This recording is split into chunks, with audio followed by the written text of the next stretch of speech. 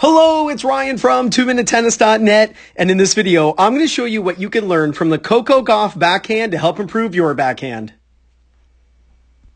Now, this video is courtesy of 12K GP Tennis on YouTube. Make sure you subscribe to their awesome channel. Link is in the description below. All right, here it is.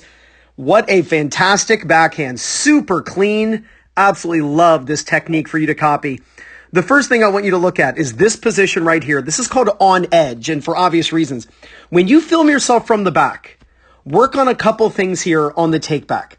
You can see her body has turned 90 degrees, and a little past 90 degrees, but the tip of her racket is pointing up. Her strings are facing off to the side, and all we see is the edge of the racket. This is called the on-edge position.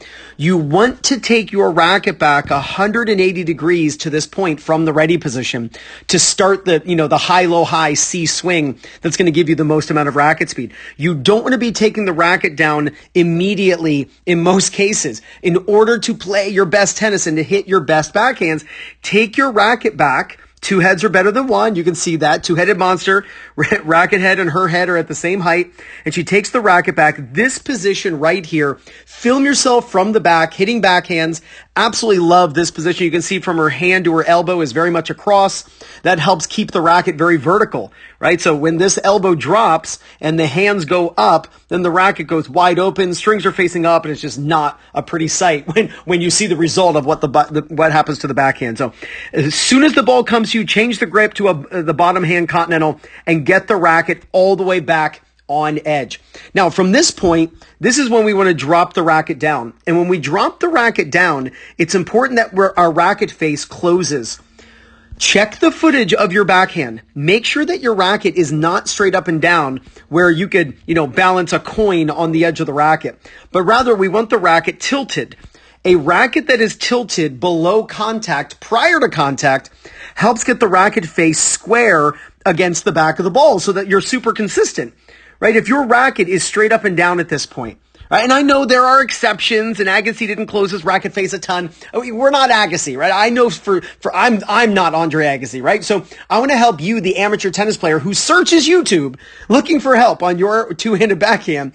Having the racket on edge in the back here, again, where you could balance a coin, at contact, that typically means that the strings are going to face up, or you have to kind of roll the racket as you hit the ball, and you end up hitting the net. Close the racket face, tilt the strings down prior to contact, below contact, and when you swing low to high, you'll get consistent topspin, sending that ball over the net with reliability. Now, the last thing is the finish. There's something very easy for you to look at when it comes to your own backhand, and it has to do with this hitting elbow. We'll call it her, since she's right-handed, I'm calling it her hitting elbow, but she's right-handed, it's her right elbow. I want you to notice there's basically an L between her side and her tricep out to her elbow.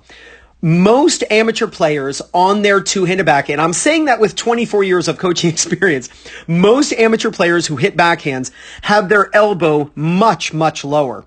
The elbow is so low that if you draw, the side and then the tricep to the elbow, their elbow's way down here. And that's indicative of someone who bends the elbows way too early as they hit the ball, almost like doing bicep curls.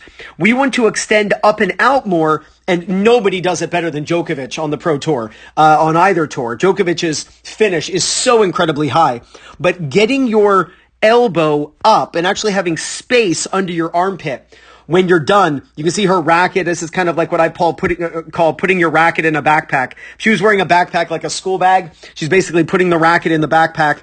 But having this L, or it's an upside down L, under your dominant armpit is indicative of swinging up and through contact enough to hit better backhand. So obviously, we want to change the bottom hand to a continental, but look at your backhand.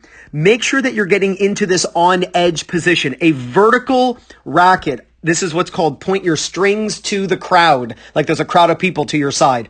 When the racket drops, close the racket face. When your racket face closes prior to contact and below contact height, then swinging inside out and up through contact becomes very easy for topspin. And then finish high enough. You can see her hands right there. That's a good view of it. Her hands are as high as the top of her head, and there's a lot of space under her right armpit as a right-hander.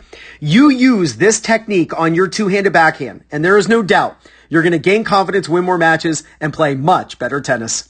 This is Ryan Reedy from 2minutetennis.net. You got this.